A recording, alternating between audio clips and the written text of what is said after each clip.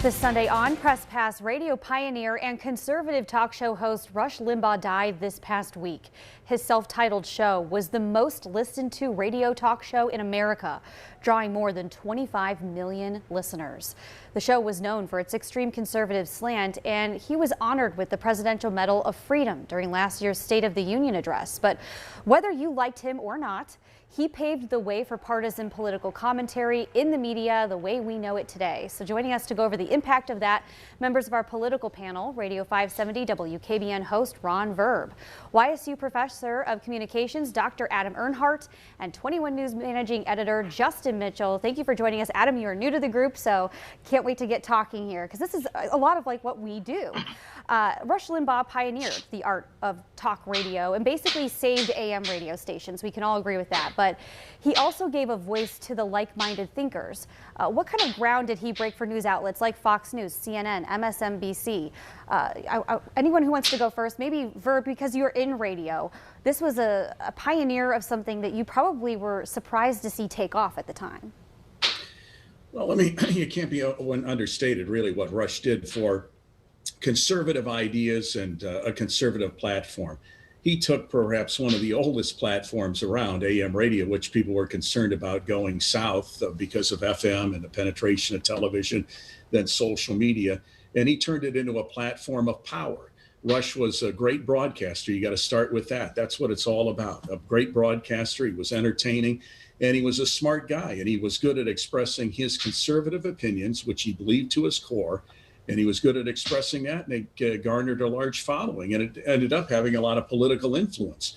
He was a powerhouse of one, really.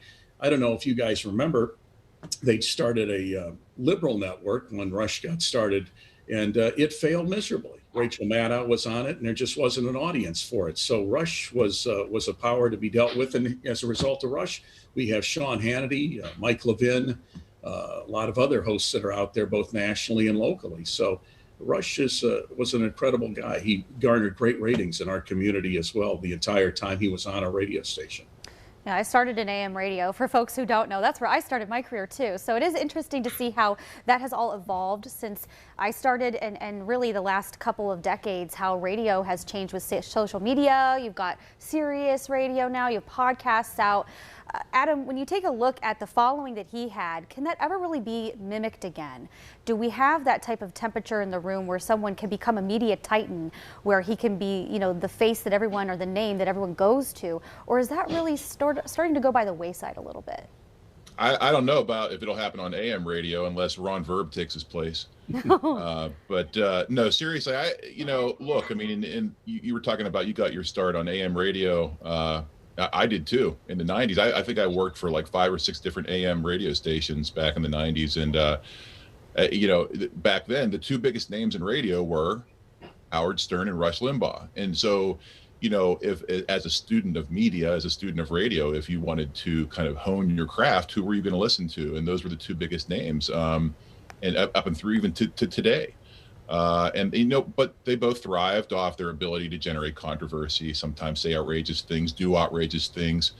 But really what they were doing was they were speaking to an audience that they felt was silenced or didn't have a voice. That was that ability that Limbaugh had to kind of connect with an audience that felt disenfranchised, but that could speak things in ways that they understood, really helped him connect and build that audience. And let's not forget, too, Ron was talking about the failed TV network. Limbaugh failed several times. He was fired from several radio stations in his up, through the 70s and then up and coming through the 80s. But I think, if anything, that's a tale of stick-to-itiveness, of perseverance, right? I mean, I gave up. I went and found something easy to do. Radio wasn't easy, in part because it wasn't paying a whole lot. But this idea that he stuck with it and made ends meet and was able to connect with a really big audience and generate a large following. Yeah, you never really can plan out your whole media career. It just kind of happens.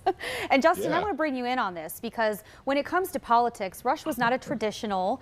He was not a former politician. He didn't ever hold elected office, but he kind of tapped into that conversation of this is how it really works in politics and what's happening in Washington, that kind of theme. He was that type of storyteller. Did you think that he really led the Republican Party to Trump or helped Trump in any way when we saw the past, administration take place? Or do you think that, maybe he paved the way for conservatives to maybe have more of a vision that had that conversation? I think what he did, first of all, the answer is yes. I think you can draw almost a direct lineage between the rise of Rush Limbaugh to the class of 94, the Republicans taking the House in 1994. That leads to the Clinton impeachment. That leads to the division in a nation where you end up with, Bush v. Gore, and then the division that deepened after 9/11. Yes, I think you can draw an almost direct lineage that led to Donald Trump. But the main reason for that is that Rush Limbaugh, it maybe inadvertently, but he helped sort of create the tribalism that we have here, in that his format, which was something called non-guested confrontation, is an echo chamber. And that was the beginning of where we are now, where you don't ever have to actually truck in ideas with anybody you disagree with. The idea that Rush started with mega dittos that people were going to call and say why they agreed with him, and then they'd sort of feed off of each other, but there was no real discussion of ideas, and it allowed, over the course of time, to really sort of coarsen the discourse, where you could get a lot further politically with insults than you could with ideas, because you could tap into an audience that already loved you. And would you say? I would just go ahead. I would say this to Justin. First, two things I would say to Adam. He probably gave up on radio too soon. Rush's last contract was for $400 million. Just to let him know about that. Secondly, to Justin, when they're talking about it, Rush had dominant ratings in this market here. It wasn't an echo chamber for 30 years. I'm happy to say that our radio station, it's an AM radio station, but more people listen to our radio station in this community than any other radio station. Rush's lesson was, if you put a quality product on the air, people will find it, even if it's on AM radio. And that remains true to this day here in our community. So in echo chamber, we're a strong Democratic area for years, and yet Rush had dominant ratings in that time slot pretty much over his entire career. Yeah, that's true, but Ron, we were a strong Democratic area, but not a liberal area. These were always very conservative Democrats. There was a lot of common ground with a lot of what Rush Limbaugh talked about, and then maybe not on trade issues or certain bedrock Republican things. But there was a lot that this area always agreed with Rush. Well, I think there's a lot America agrees with Rush on. Rush's main message was basically less government, lower taxes, individual responsibility. It's a great country and you can achieve. That was his main message that he put out there over the years, and that attracts a lot of people.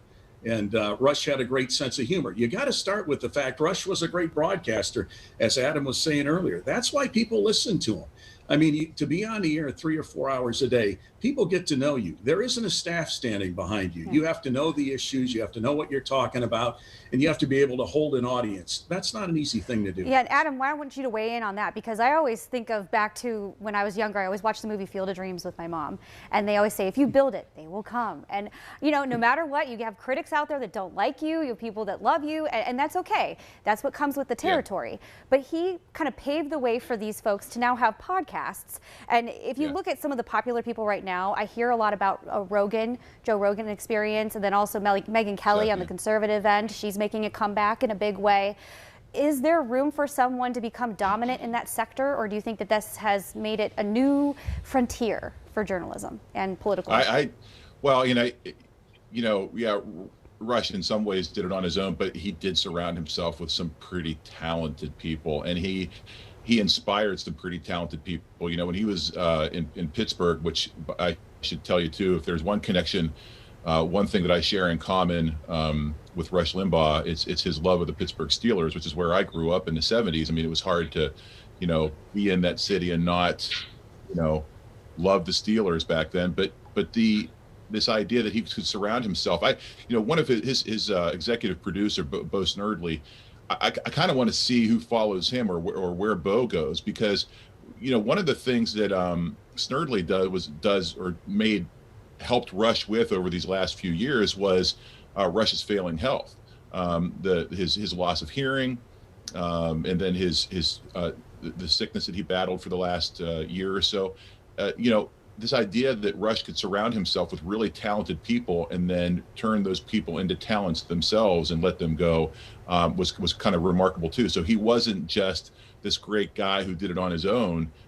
He had a lot of help, but then he also inspired a lot of people and mentored a lot of young people along the way. Yeah, I know producers, mentors, they are the foundation of anyone that wants to be successful, and really you have to give back. I'm wondering who will be the next person, though, to step in his shoes. Do you think that Trump could be that person? We're hearing that being thrown around a little bit.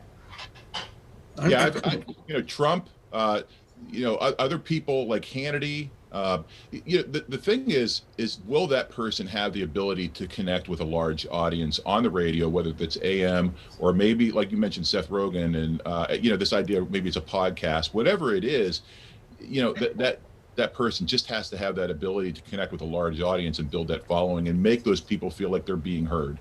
And just as a and side they'll also do it. They'll also do it in a different way. I mean, that's the reason that Limbaugh was able to do this was because he sort of innovated something. So when you say who's going to be the next, there isn't really going to be a next. They're not going to do the same thing again. Somebody's going to do something that's a variation, that's new, that breaks through. Just as a side note, the plans right now are to run some reruns of Rush for a couple of weeks. And then after that, I'm sure that there already have been discussions over the last year as to who will take that place, whether that's Sean Hannity or Mark Levin or some other name. It will be a broadcaster. I don't think it'll be a politician that has the ability to hold an interest for that period of time. When you're talking about podcasting, just as a side note, podcasting doesn't really make any money and doesn't have a huge following. Radio is an easy thing. You don't pay for it. It's in your car. It's free. It has 97% listenership penetration right now. That's not going to change. It'll be a long time before any type of podcasting can take that over. So I would anticipate probably a well-known name will take over Russ's show. All right. Well, I know a lot of your listeners are waiting and watching to see Matt Stone's reporting on the future of the GOP. So we have that story coming up in the show. So thank you so much for joining me this morning. I really appreciate all of your insight. Really an interesting time. We'll have to see what happens next. And you always learn, whether you like someone or not, you learn from some of the steps that they take. And this was definitely one of them. It's a sad day that he passed away, really. He was a great talent. And I think a lot of people are going to miss him. Absolutely. Okay. Well, thank you so much for joining me this morning. We're going to have much more when we come back. So stay with us.